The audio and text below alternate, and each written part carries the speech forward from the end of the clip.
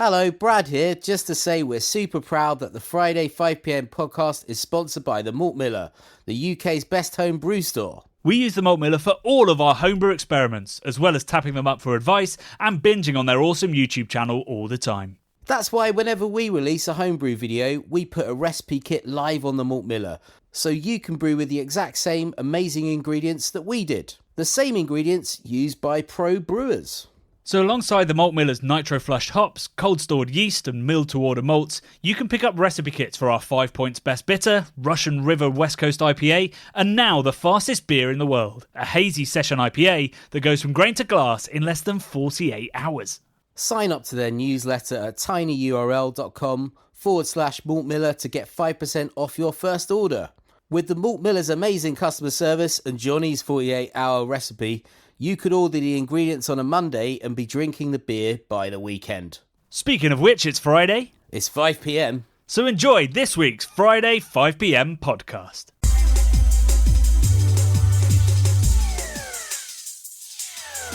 I drove over to the Sonic Drive-In, ordered a jalapeno burger, washed it down with beers, beer,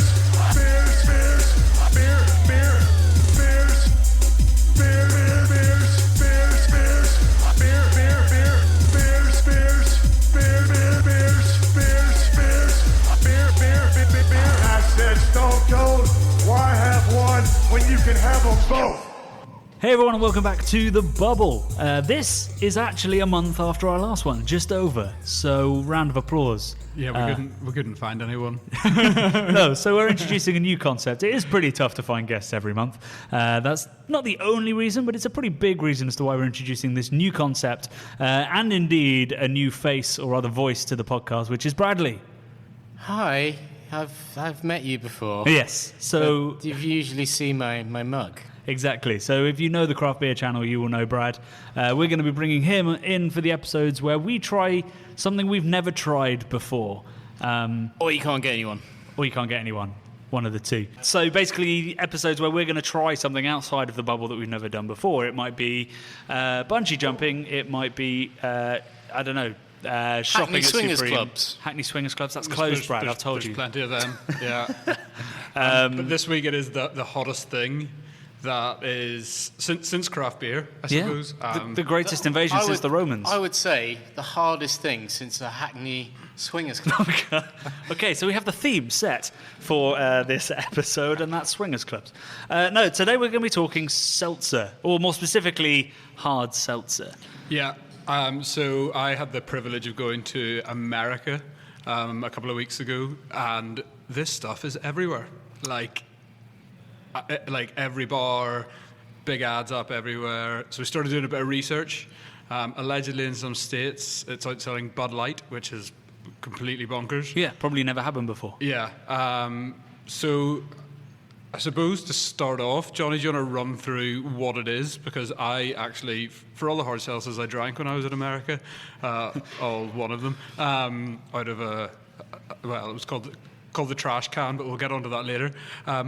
What is hard seltzer? Yeah, I feel like it probably gets less clear the more you drink. Yeah. So hard seltzer is a brewed beverage served ready to drink with flavouring. So it's not... It comes in a can, basically, is what I'm saying, ready to drink. It's not a mix of flavoured water and spirit. It is an actual brewed beverage. So they use raw cane sugar, ferment that out with their yeast, add flavourings, stick it in a can. So from a technical perspective, it's fairly tough to make. You have to get an incredibly clean fermentation. You have to get it down so there's no sugar left basically at all. We'll get into why that is in a bit. So it is brewing, but not as we know it. It is brewing, not as we know it. Because I just thought it was, they just stick some alcohol, chemical alcohol, some flavourings, some jazzy pop-tastic labels on it, and shebang, there you go. Yeah, no, it is literally a brewed beverage, not a distilled beverage, so that's how it's separated. And in the UK, that means it's going to be taxed as a beer, not as a spirit, which will give it some pricing edge. But yeah, again, we'll get into that in a little bit. So essentially, it's like brewed like a beer. It's like a beer, but it's not with malt sugar. It's done with cane sugar.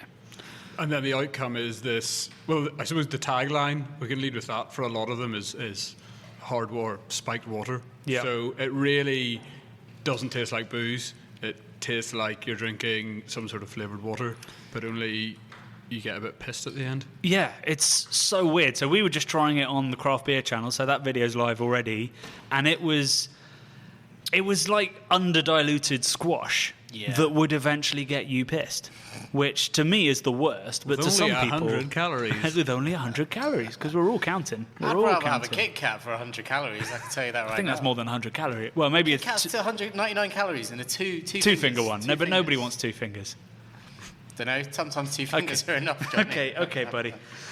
So we've got some hard seltzers in front of us. So we're going to drink that while we regale you with Rob's trash can experience, our experience on the craft beer channel drinking them, and there may be some biz chat from my article on Good Beer Hunting. Sound good? Sounds good. Let's talk about beer, Johnny. Let's talk about AVB. Let's talk about Imperial Stouts and imbibes of wicked weed. Let's talk about beer. Let's talk about beer. Let's talk about beer. Let's talk about beer. So yeah, my introduction to hard seltzer was when I was in Columbus, Ohio, and it is in every single bar. There is posters everywhere. Oh, there we go.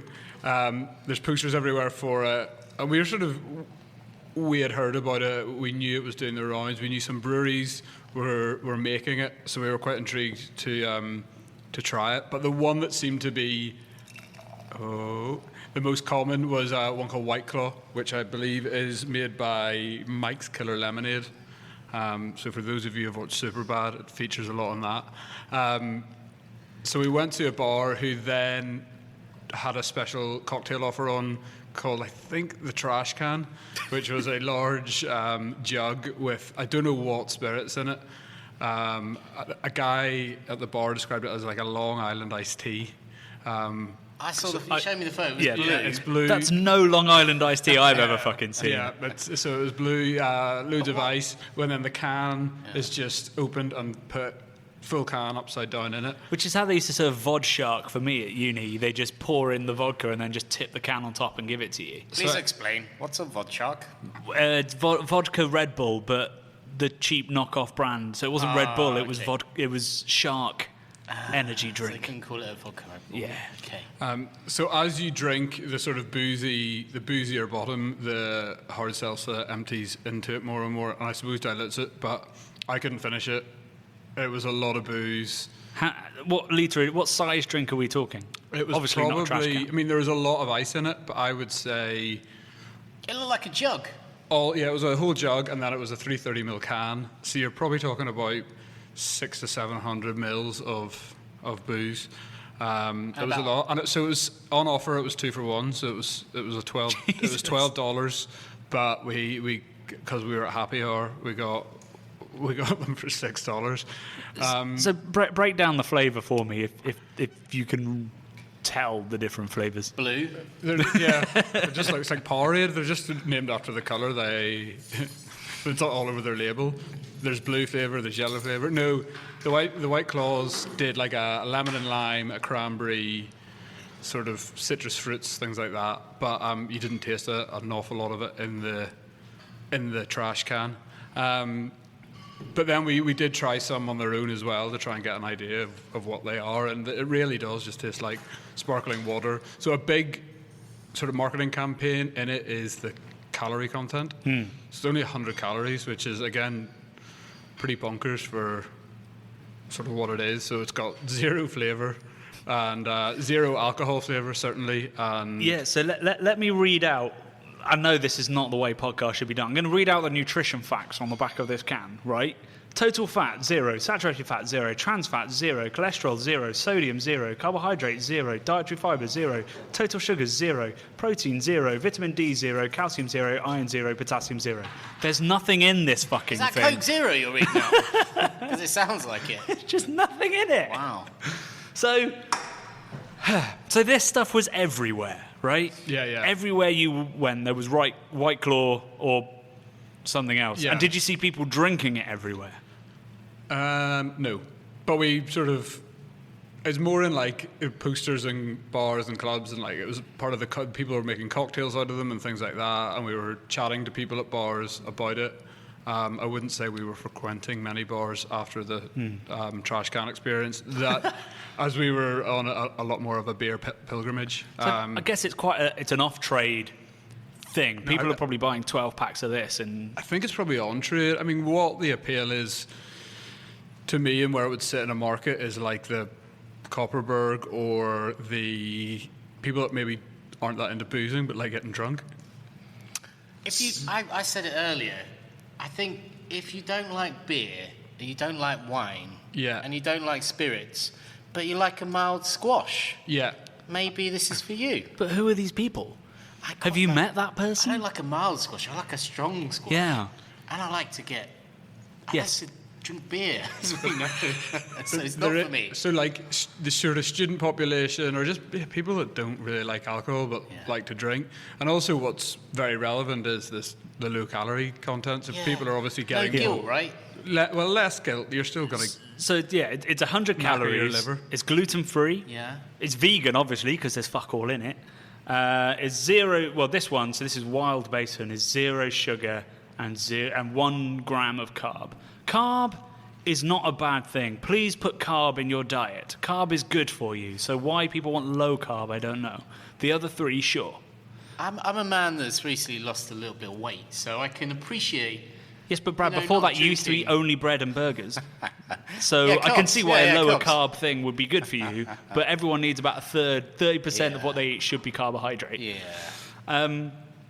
So it's a health thing, right? Yeah. It's a way of getting drunk without having to worry about calories or sugar. It's guilt. We're talking about guilt here, surely, right? So we all have guilt around how we live our lives.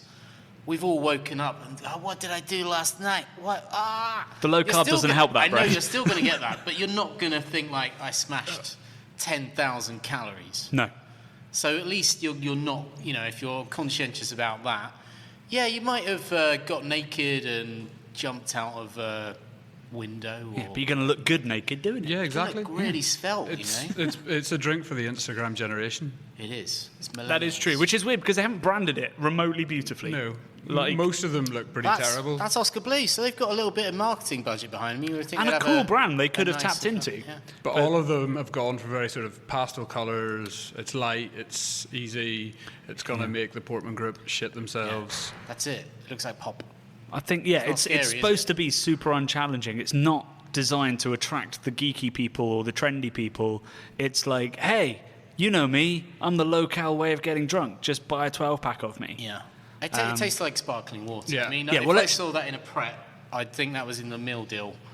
I might grab one. I go, oh yeah, it's got. See, now I'm starting to understand hard seltzer. Yeah. It's got the agave in it. And a Christmas turkey sandwich. Yeah, or if you're sort of day 3 of a stag do, and you really don't want to drink anymore, but you sort of feel like you have to. I mean, I'd be getting on the White Claw. Couple of trash cans. See, but then I'm back on top. Well, no, I'm going to say what I was going to say afterwards because we should try this. Yeah. So I've poured it out. This is Wild Basin melon basil flavour. And spiked water really. Should we describe how it looks? I can't. All I can see is you exactly through it. So when Johnny was going through the list of zeros, 0 colour, 0 carbonation, 0 everything. It's just water. Stinky but it water. Smells awful. Stinky water. What flavour is that? Is that the grapefruit one? No, melon basil. Oh, it is a bit melony. Melon basil? It's melony. Like, that is not like a, hey, just drink me, buy a 12-pack. Melon basil. Melon basil. And it's... I mean, is that pretty nasty, right? Is that a starter? Is that a main course? What, the melon and the basil together? I don't know what to tell you. It just says Wild Basin, boozy sparkling water. It's really not nice. Melon basil. It's quite sweet. I mean, I guess melon's sweet, but basil's... I'm not getting much basil on I'm that. not getting too much basil. Or basil. Basil. For our American compadres. I'm getting some kind of licoricey thing, Smells like Thai basil thing, but awful. it's nasty. It tastes fake. Stuff. Tastes really fake. Yeah. I mean, has it got real lemon and basil? No, I don't think the Oscar Blues ones do. Nothing. Is it an adjunct? It's clean, pristine, and untamed. Alcohol from cane sugar, natural flavourings, cane sugar, Okay. citric acid, and carbon dioxide. I decided not to read out the bit where it says water, because that's all it is. That carbon dioxide, it really does something, doesn't it? It's tasty. Yeah, It's adding to it's got the most flavour, the carbonic yeah, acid, yeah, like that yeah. tang, peppery Yeah. tang you get from carbonic acid. I would actually say the taste is better than the smell. Yeah, that is true. Tasting less of that smell, that is how I describe the flavour, and it's better as a result. It sort of smells like a weird. I can imagine like a lady's hairspray sort of smelling like this or something. It's got a bit of Or like- licorice all sorts to me, like Very Granny's weird. house. It's odd. I don't want to drink it, Johnny. No, it's nasty stuff. But maybe that it's not made for us. Maybe it's not meant to be. But who... I mean, is sorry, it I'm going to stop asking that question. I know who it's made for. It's made for, like, under 25-year-olds Millennials. who... No. That's not millennial. We're millennial, Brad. No, I'm They're not. generation... I know we are Y, technically millennials, I but think yeah. is the next one. You're easily millennial, Brad. Shut up. You're 2 years into it. Bitch. This is Gen Y. So this is younger than us. Gen Y is they were brought up with the internet already a This is force. Gen Y not. That's a good name for a hard seltzer. Gen Y not. Yeah. So yeah, it's made for people who they don't want to be challenged by the flavors and People stuff. that are- Which is why I'm confused by this because the aroma is big Yeah. and rancid. But you're only drinking it for one reason, really. When you're in the club and you don't enjoy the taste of actual You don't alcohol, want to get bloated. but you want to remain to keep your lovely physique and get really drunk. From what I've seen two angles on it. One of it is it's all off trade. It's all people buying 12 packs and taking them home for like Thanksgiving or the barbecue. But these and not it's like- people who are drinking beer. That's the bizarre thing. Aren't they like a show-off thing now, White Claw? Because from my understanding, they're like hard to get hold of. No, they're incredibly easy to get hold of. I heard that There was a supplies are shortage, I running think, at some dry. point, but genuinely, but I think because it's selling so well. But You I can't know sell she- 1.5 billion's worth No, of he's a product guy and who's it'd be a hard to... multi-billionaire from Well, the he was fucking already a hardcore, multi-billionaire. Well, yeah. Like, it's a giant brand that's released this. White Claw isn't new. It's come out of a giant, like, AB InBev competitor. Yeah. Basically, if you're selling more than Bud Light in certain states, you're doing doing well. okay. Yeah, Doing all right.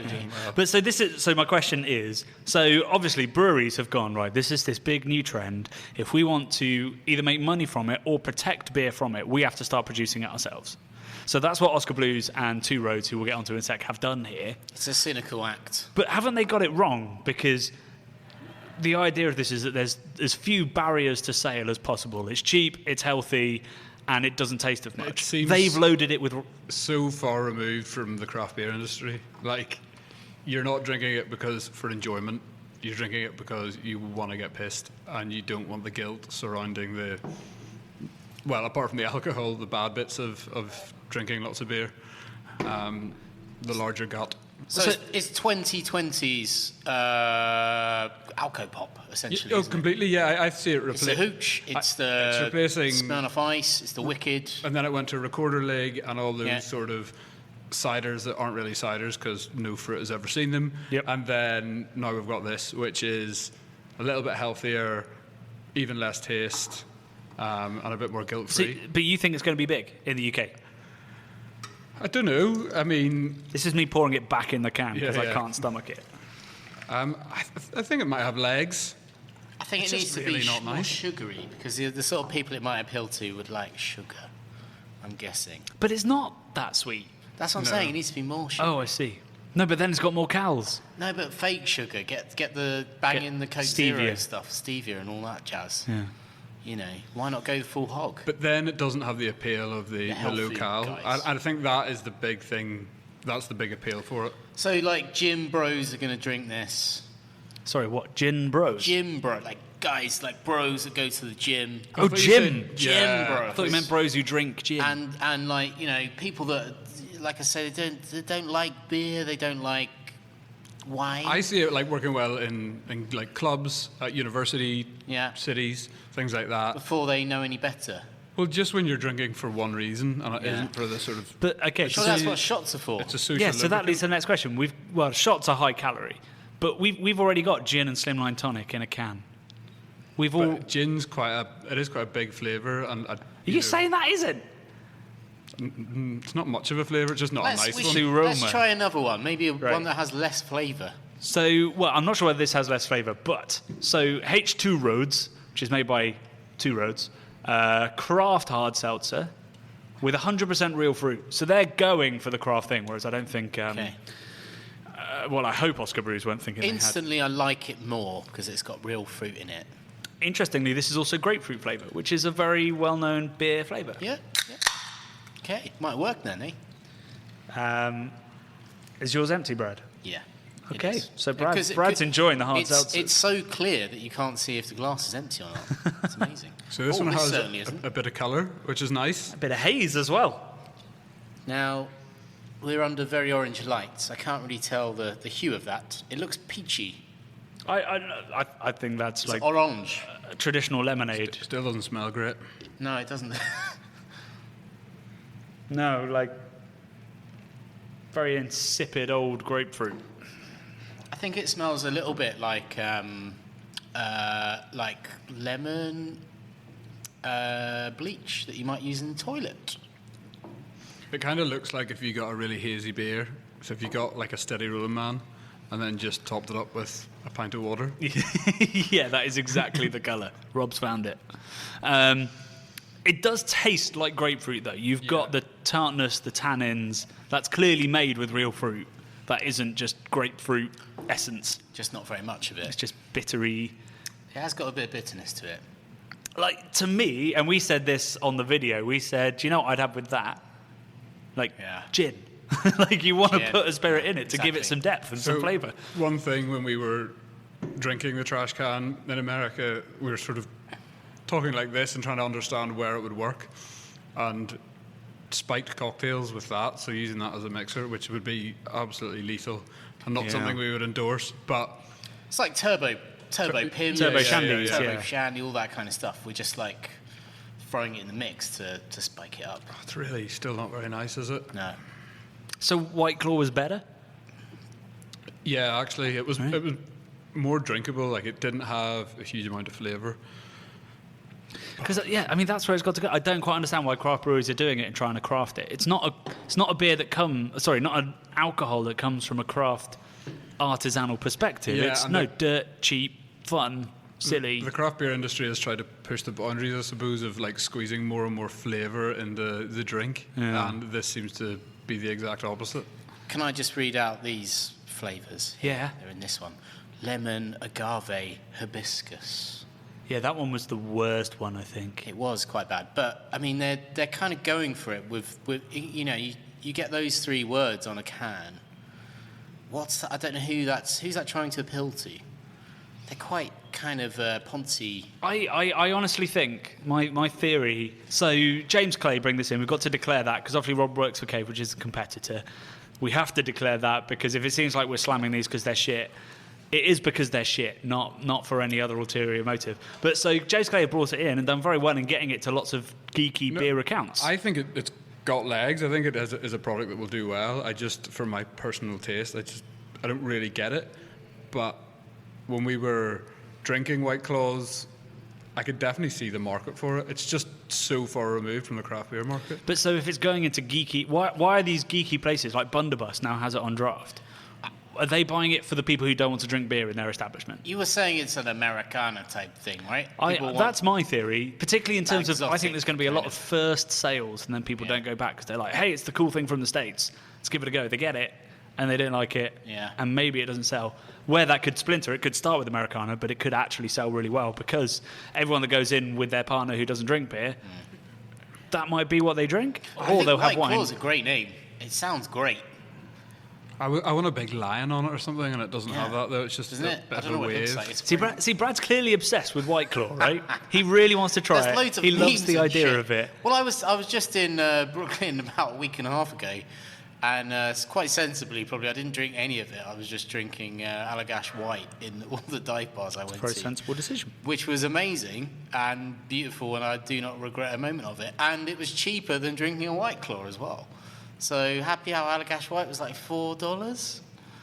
Did you see anyone drinking White Claw? No, but I was going to quite like.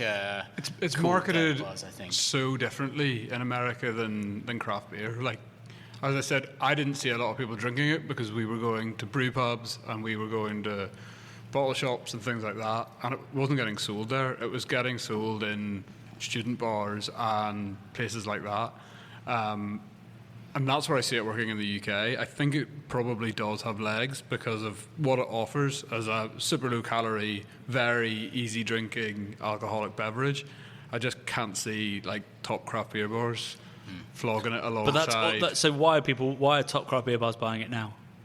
I think they're just bandwagoning. They're jumping on it, right? But I think when we were in Florida, Johnny, we went to a brewery that shall not be named.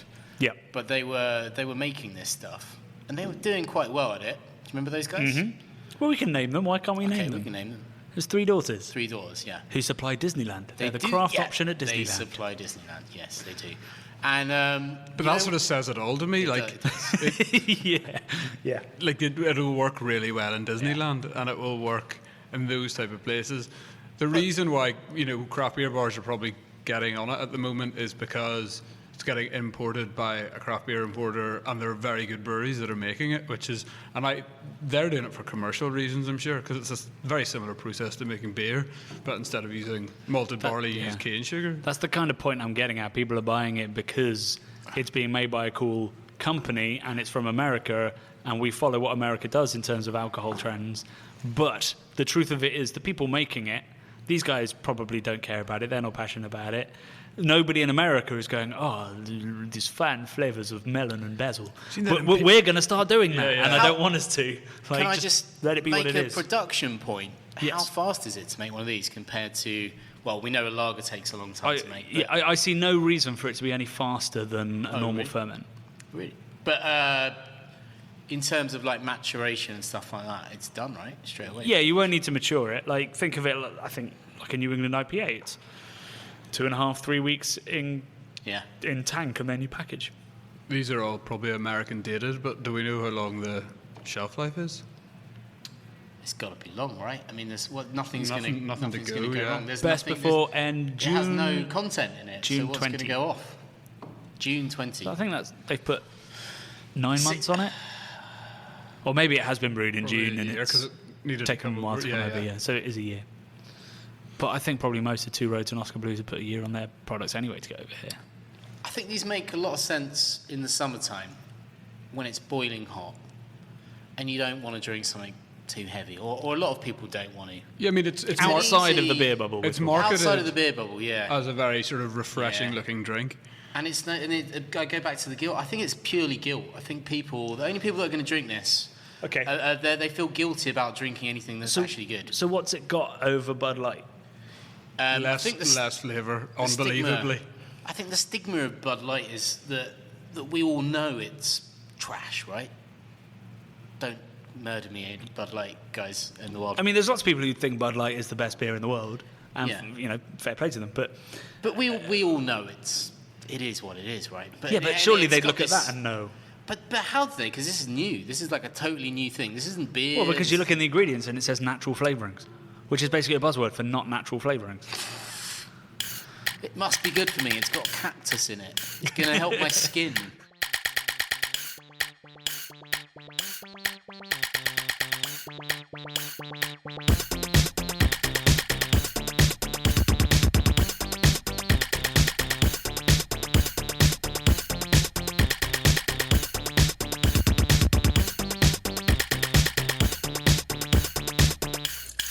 Oh, I think it's got a yeast infection.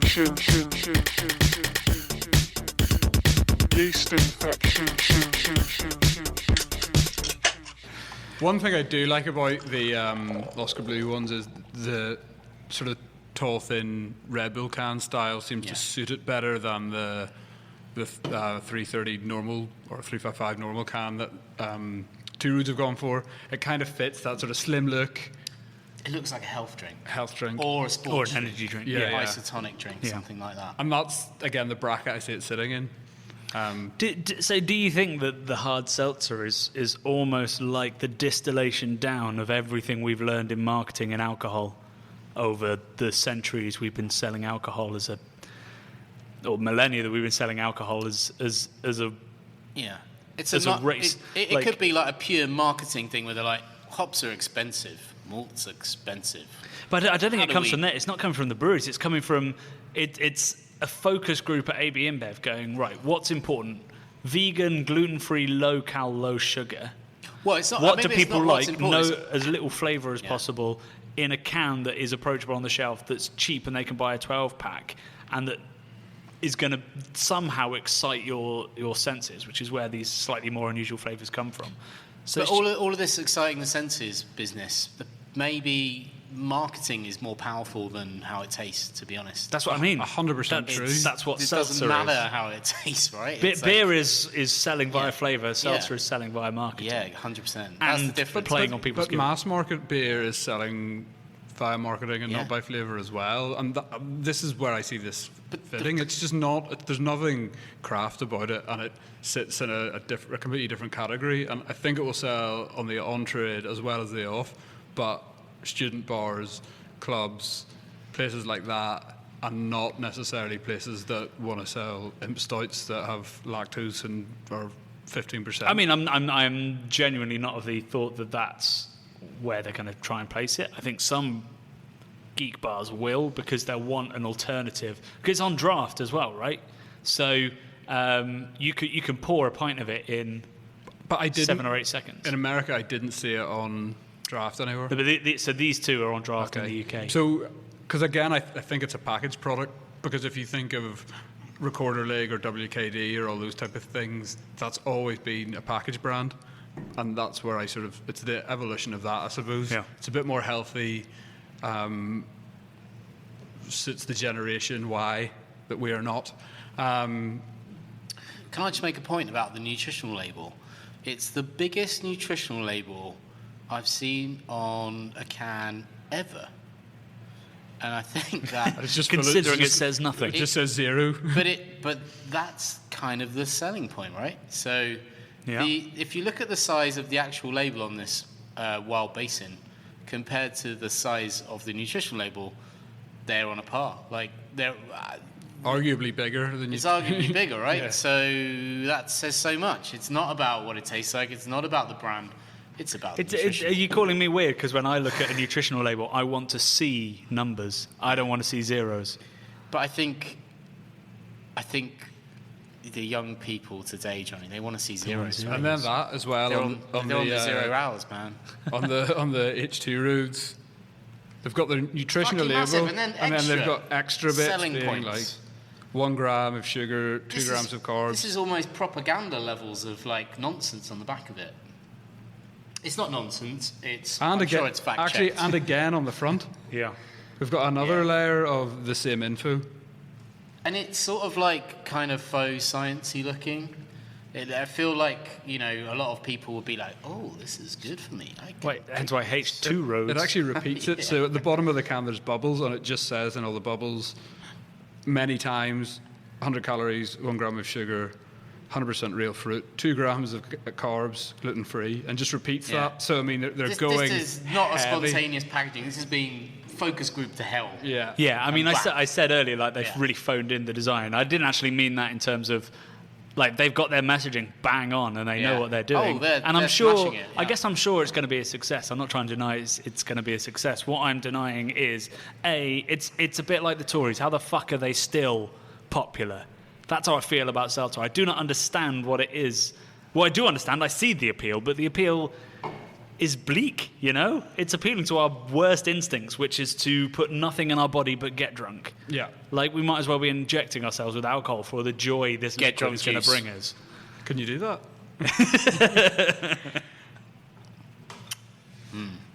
What does that say about our society, guys? I don't know. What does it say? We're in a...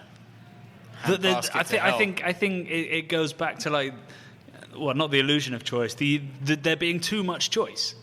Like, I think that's people why want it's simplicity. They want a simple narrative. Even in the beer world, people are loving these drinks because they don't have to make a decision or think about it. And I think that's sad, because that's where lager used to sit. Yeah. And I'd much rather these people were finding amazing craft lagers they don't need to think about. Do we feel like this is stealing away craft beer fans? Well, so I was chatting, for the article I did on Good Beer Hunting, I was chatting to Daniel Wolfson, who's the head of food and drink at The Grocer, which is the off-trade, like supermarket trade magazine, and he was saying beer doesn't need to worry, wine needs to worry about hard seltzer. Because wine is traditionally the sector that always loses out to ready-to-drink innovations. So, like, when gin and tonic came out in can, when wine started coming out in can, like, it always eats into bottles of wine being sold. Are we talking about, not to generalise, but some, like, quite a lot of, like, women that are drinking this? Well, definitely, yeah. I mean, I don't know if that's... I'm not trying to be sexist. I think it's borne out by the statistics that most people buying wine in the off-trade are female. Right. And most people buying it in the on-trade are female. Yeah. Which means that if it is going to take away from wine consumers, it probably will take a higher proportion of women. It's eating into So, I mean, but I really don't think they've marketed themselves to be that. That doesn't... These cans don't look remarkably female. They look remarkably... bland. Very bland, very pastel colours. But I alluded to it earlier on. But so for those of you that don't know who the Portman Group are, they are sort of a body that like to basically complain mainly about alcoholic labels and if they are appealing maybe too much to children or not clear enough and things like that. Or encouraging irresponsible drinking. Yeah, and I think they're going to have a hard seltzer field day with this because it looks like a can of fizzy pop, and it is definitely marketed for drinking for the wrong reasons. You're not drinking for the flavour. No. They do have some teeth as well, don't they? I mean, they can take down brands. If you're looking for supermarket sales, they can go to Tesco and go, you shouldn't be buying that. And Tesco has signed up to it to go, well, we won't if you say we shouldn't. Powerful stuff. Yeah. And, they've come down hard on a lot of craft breweries over the recent years with them being more design focused and them feeling that those designs maybe appeal too much to children or whatever, but they're getting their claws into these guys who obviously have, like, these craft beer breweries like Beavertown, for instance, have had a lot of problems with them over the years because they have this absolutely beautiful artwork that Nick spends a long time designing, and then they come in and go, aliens, kids like aliens, take it off your beer label. To be fair, Beavertown never had to change a label. Tiny Rebel have. Brewdog have. Can't remember who else from the craft beer industry has. Suicider. They had to most recently. Ooh. I think that was probably the right decision. Suicider. Wow. Who brewed that? Well, it was a cider brand. I can't remember what they were called. And I don't want to say the name in case it's wrong and someone else gets in trouble. Suicider's painless? Flavourless? Suicider's flavourless. That's pretty strong. Sorry. They are going to have a field day over this, I think, for all sorts of reasons. Because the alcohol on it isn't as clear. Really well hit. And that's a big bugbear for the Portman Group. They want that front and centre. Considering alcohol. how everything else on it is, I mean, it's numbers galore, mainly zeros. It looks like a frigging health food product. Yeah. Let's all be honest here. Which is also deeply irresponsible, in my opinion. This is not a health food product. No. However they want to spin it, it's not. It's nutritionally barren and has alcohol in it. Like... barren, not balanced. No. Yeah. So I think it's safe to say we're probably not fans of the seltzer, but we think it probably will work. I think it will do very well. I'm going to open up a seltzer brand. I'm sold. Good luck going up against AB InBev. Mine's going to be called Hard Brad's Hard Night. No, didn't we come up with an awesome seltzer brand? Yeah, but don't tell anyone. Shh. It's on the podcast. Never mind. Okay. What? So I think it will do well, but I think it's not going to have anywhere near the success it's had in the States for two reasons. One, because in the UK we're a bit more fussy about provenance. And canned gin and tonic. Two, because canned gin and tonic. Yeah. And I think that's going to wipe out any sales from anybody over about 30. Looking at the statistics that I've seen, I think that's the case. So I would shove it in an M&S in a train station. Exactly that. Do you know that's what where I'm it needs to waiting go. for? I'm waiting for Lidl and Aldi to come out with one of these. Hey, well, if you could get them for £1 a can, then we're talking. Yep. Come around mine for a Barbie. You can get a light gin and tonic from Aldi for 89p. And I bet it's got lower calories than that. Probably, yeah. Because Gordon's and Slimline is 75 calories, so it's lower calories than that. Yep. Yeah. So they've got it cut out for them here. Mm-hmm. It's going to be a tricky one. Hostile market. Well, maybe in a couple of years we'll do the How Did Seltzer Kill Craft Beer episode, and we will have the smiles rubbed off our faces. The Craft Seltzer channel. From the Craft Seltzer channel. We're in a bar with 16 lines of nothing but seltzer. So this has been The Seltzer, a podcast getting you outside of the beer bubble. Thank you for tuning in. We will probably have some kind of Christmassy episode, but also possibly not. But until then, look out for Seltzer. Let us know your thoughts. Hit us up at Beer Channel or on youtube.com/Craft Beer Channel. Or what's the other one? Instagram at Craft Beer Channel. And we will speak to you there and see you for a proper Crimbo. Proper Crimbo. I love that stuff. Been drinking it for years. Drinking it for years. Drinking it for years. Drinking it for years. You know, I heard they recently decided to add more hops to it. You know, I heard they recently decided to add more hops to it.